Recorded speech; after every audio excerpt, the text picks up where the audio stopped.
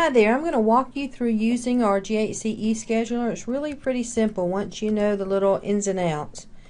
First, go to the website wass.highlands.edu. Just remember wass.highlands.edu. Takes you to the website, and actually I was logged in, so I logged out, so now I can show you how I log in. Faculty and staff log in up here. You're part of the GHC community that can use it, so you log in with your username and password that you use for the intranet and for email. Students will log in down here as a guest. You log in right here to set up your calendar. So I've logged in. Now I'm here. I might just want to check it out first, so I'm going to browse and look and see who has eCalendars set up. And I can scroll and see all these faculty and some staff, mainly faculty that have calendars set up. Let's choose one to look at. It's Reese Henderson. You can click on make an appointment, and wow, she has got appointments set up all over the place. She is really using it. That is great. And this shows where an appointment's taken. This is wonderful. So she's really using the eScheduler. But I want to create a calendar. So I go to create calendar and type in all the pertinent information. Now right here I would be inclined to type in Joan Anderson. If I finish my doctorate, I might be inclined to type in Dr. Ledbetter or Dr. Joan Ledbetter.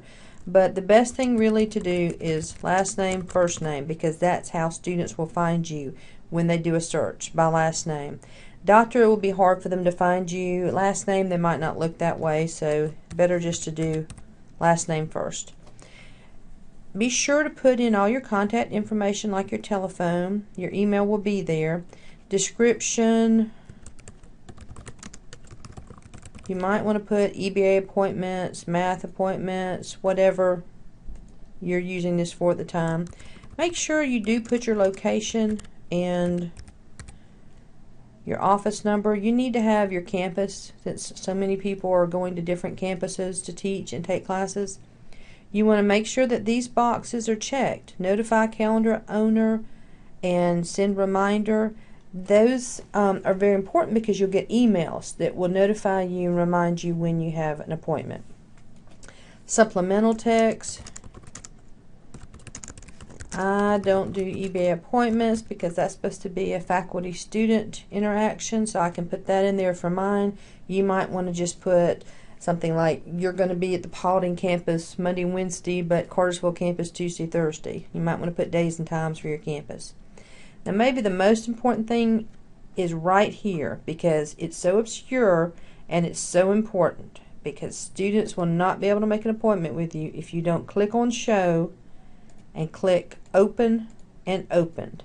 They will not be able to view your calendar if you don't have open, because they're logging in as guests. They won't be able to make an appointment if you don't have open. If you have this as restricted, limited, private, when they log in they won't see anything, so that's not very helpful. Now this box down here, do not check, and you'll see this warning. The box where it says show appointment details, you do not want that, because then everyone will be able to see appointment details that the students type in that might have to do with their personal information, their student ID number.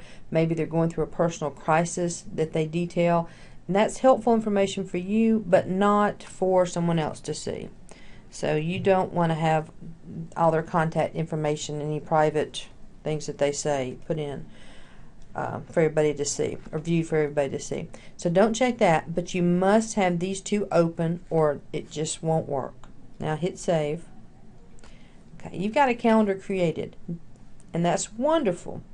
We can go in and look and see, you've got a calendar. You can see the days, but that doesn't do any good for scheduling because you've not actually designated when you'll have appointments. So what you do is go over here to add blocks. Blocks just means those are appointment times that you'll see students. Now the one time doesn't work with our system, so just click on reoccurring. Just doesn't work at this point. Can't do anything about it, so click on reoccurring. This is all you need. It will have all your default information, everything that you already put in, it will have these boxes checked, and this should be defaulted correctly to open, open, and not checked. So that's great. All that's there. You don't need to do anything else other than be sure to put in when you want to see students. I want to start seeing students tomorrow, the 18th through the 28th. I'm going to see students on a daily basis, and I'm going to put in the times to see them. I'm going to see them from 3 to 5 in the morning, because I don't think anybody will make an appointment with me then, and I don't want them to do that before I delete this. So 3 to 5 in the morning daily, or you can just set a duration time. Now, very important, come down here. It's defaulting at 15 minutes for each appointment time. Maybe you want longer. Maybe you need your EBA appointments to be 20 minutes, 30 minutes. So you go down here and decide how much time you want to take. You're certainly going to want more than 5 minutes. So I'm going to set mine at 30 minutes. Everything else should be just fine. Not getting real picky about it. Click Save. It's confirming. I did it earlier, and I had AM to PM, so I caught an error that I made, and I was able to cancel and go back and change it. But here this is correct, so I click OK, and I've created my blocks. Get out of that, and I can see them. You see, I've got these blocks set up, and I did it in 30-minute increments. So I've got a 3 to 3:30, 3:30 to 4, 4 to 4:30, 4:30 to 5. And all somebody's got to do is click right there to make an appointment with me. So let me show you how students will go in. I've logged out now, and I'm going to go in with my personal email, and I'm going to browse and find myself, and yay, I'm right there under L. Or I'm going to do a search with Ledbetter. Well, I guess since I'm already there, it doesn't really help. But you can do a search, or you can just browse and look. And you can see I've got these appointments set up. 3 o'clock tomorrow. I'm a student. I want to make an appointment. And I'm going to put in all my student information. I would require that. I'm going to get up and go run at 3 in the morning. I do want to be reminded.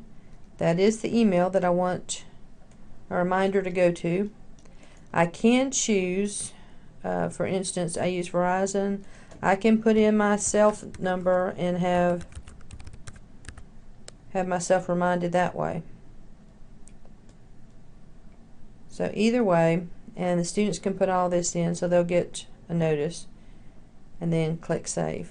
Do ask them to put in a purpose, though, because it may be that you need more or less time with them depending on their purpose. Maybe you're not the right person for them to see. It's just helpful if they'll put information in there to tell you a little bit more about why they want to see you, and that's why you don't want that box checked that we looked at earlier. And now you see I've got an appointment, and that's just really cool. You can sync your appointment, and if you see down here, I can sync it with a calendar, and if you see down here, so this doesn't go away, I've gotten a reminder. I personally have gotten a reminder that Joe Smo student has made an appointment with me. And I will show you also, if we want to go to my personal email, the student, Joe Smo, just got a reminder. And that's pretty cool. And you see I've gotten it synced to my Outlook too, because I hit that. So it's going every which way. Now, we're going to go back, and I'll show you how a student, or if you make an appointment with someone, can click on the red box to cancel, and just click Cancel this appointment, and that's gone, and they can make it at a different time if they want to. And this is the great thing about it. Students can make appointments with you from the comfort of their own home, and they can cancel if they need to from the comfort of their own home or a hospital bed. And maybe they made an appointment with you and then something happened and they're not able to get there for whatever reason. And so they can go in and make an appointment with you from wherever they are. So that's really handy. So if you'll look at my email, you'll see that I've got a reminder, notice about this appointment being made, and I've gotten one about this one being canceled. The following appointment has been canceled. Okay, that's from me. Now if we go to my personal email, you saw where we got one where the appointment was made, and now you can see where the appointment has been canceled. So that's really helpful. And that way everybody keeps their schedules a little bit better, hopefully, and easier. And you can look at different things under the FAQs, details.